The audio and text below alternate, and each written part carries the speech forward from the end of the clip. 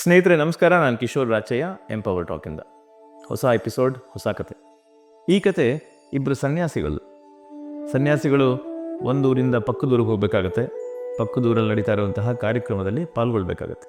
So ಆ ಊರಿಗೆ ದಾರಿ ನದಿ ಮೂಲಕ ಹೋಗಬೇಕು. ಸೊ ಹಾಗಾಗಿ ನದಿಯ ದಡಕ್ಕೆ ಹೋಗ್ತಾರೆ.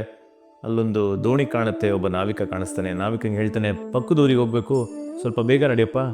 ಸೂರ್ಯ ಮುಳುಗೋದ್ರೊಳಗೆ ಹೋದ್ರೆ ಮಾತ್ರ ಅಲ್ಲಿ ಮುಖ್ಯ ದ್ವಾರ ಓಪನ್ ಆಗೋದು, ಇಲ್ಲಾಂದ್ರೆ ಕ್ಲೋಸ್ ಆಗಿಬಿಡುತ್ತೆ. ನಾವು ಊರಿನ ಒಳಗಡೆ ಹೋಗೋಕ್ಕಾಗಲ್ಲ ಅಂತ ಹೇಳ್ತಾರೆ. ನಾವೀಗ ಬನ್ನಿ ಸ್ವಾಮಿ, ಕರ್ಕೊಂಡು ಹೋಗ್ತೀನಿ ಅಂತ ಹೇಳ್ತಾನೆ.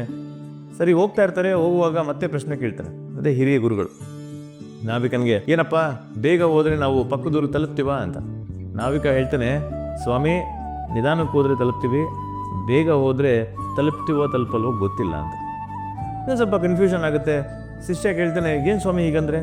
ಜನರಲಿ ಬೇಗ ಹೋದ್ರೆ ತಲುಪ್ತೀವಿ, ನಿಧಾನಕ್ಕೆ ಹೋದ್ರೆ ತಲುಪ್ತೀವಿ, ಬೇಗ ಹೋದ್ರೆ ತಲುಪ್ತೀವೋ ಇಲ್ವೋ ಗೊತ್ತಿಲ್ಲ ಅಂತ ಹೇಳ್ತೀಯನಲ್ಲ ಅಂತಂದಾಗ, ಮೋಸ್ಟ್ಲಿ ಮನುಷ್ಯನಿಗೆ ಏನು ಗೊತ್ತಾಗಲ್ಲ, ತಲೆಗೆಡ್ಸ್ಕೊಬೇಡ ಬಿಡು, ನಾವು ಬೇಗ ತಲುಪೋದ್ರ ಬಗ್ಗೆ ಯೋಚನೆ ಮಾಡೋಣ ಅಂತ.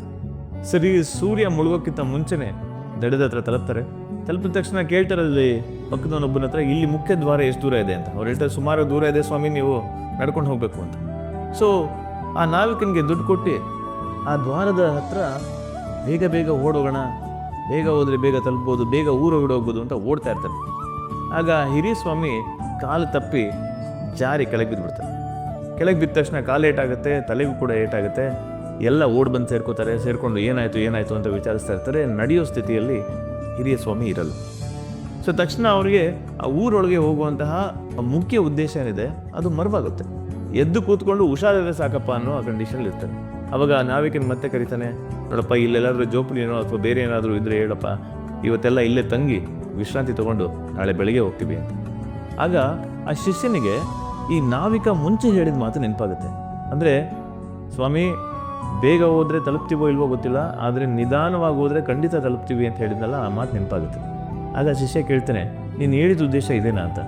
ಆಗ ನಾವಿಕ ಹೇಳ್ತಾನೆ, ಹೌದು ಸ್ವಾಮಿ, ಆ ಥರದಲ್ಲಿ ಓಡಬೇಡಿ, ಇಲ್ಲಿ ಕಲ್ಲು ಮಣ್ಣು ಎಲ್ಲ ಜಾಸ್ತಿ, ನೆಲ ಸರಿಯಾದ ಸಮವಾಗಿಲ್ಲ, ಬೀಳುವ ಸಾಧ್ಯತೆಗಳು ಜಾಸ್ತಿ ಇರುತ್ತೆ, ಹಾಗಾಗಿ ನೋಡ್ಕೊಂಡು ಹೋಗಿದ್ರೆ ಬಹುಶಃ ನೀವು ಆರಾಮಾಗೆ ತಲುಪ್ತಾ ಇದ್ರಿ ಅಂತ ಅವನು ಕಿವಿ ಮಾತನ್ನು ಹೇಳ್ತಾನೆ. ಸ್ನೇಹಿತರೆ, ತುಂಬ ಸಿಂಪಲ್ ಕತೆ, ಕಲಿಯುವಂಥದ್ದು ಎಷ್ಟಿದೆ ನೋಡಿ. ಸಾಕಷ್ಟು ಜನ ಅರ್ಜೆಂಟು ಬೇಗ ಬೇಗ ಸೆಟ್ಲ್ ಆಗಬೇಕು, ವಯಸ್ಸಾಗ್ತಾ ಇದೆ, ನಮಗೆ ಶಕ್ತಿ ಮೇಲೆ ಹೋಗ್ತಾ ಇದೆ, ಜಾಸ್ತಿ ದುಡಿಬೇಕು, ಬೇಗ ದುಡ್ಡು ಮಾಡಬೇಕು, ಲೈಫಲ್ಲಿ ಸೆಟ್ಲ್ ಆಗಬೇಕು. ಸೊ ಅರ್ಜೆಂಟಲ್ಲಿ ಮಾಡುವಂಥ ಪ್ರತಿಯೊಂದು ಕೆಲಸದಲ್ಲೂ ನಿಮಗೆ ಕ್ಲಾರಿಟಿ ಇರ್ಬೋದು, ಆದರೆ ಒಳ್ಳೆ ಕ್ವಾಲಿಟಿ ಇರಲ್ಲ. ಹಾಗಾಗಿ ಸ್ನೇಹಿತರೆ, ಈ ಕಥೆಯ ಮೂಲಕ ಅರ್ಜೆಂಟ್ ಮಾಡೋರು ಯಾರು ನಿಮ್ಮ ಸುತ್ತಮುತ್ತ ಇದ್ದರೆ ಅವ್ರಿಗೊಂದು ಒಳ್ಳೆ ಕಿವಿ ಮಾತು ಹೇಳಿ, ನಿಧಾನವೇ ಪ್ರಧಾನ ಅಂತ. ಮತ್ತೊಂದು ಕಥೆಯೊಂದಿಗೆ ಮತ್ತೆ ಭೇಟಿಯಾಗೋಣ. ಕಿಶೋರ್ ರಾಚಯ್ಯ, ಎಂಪವರ್ ಟಾಕಿಂದ. ನಮಸ್ಕಾರ.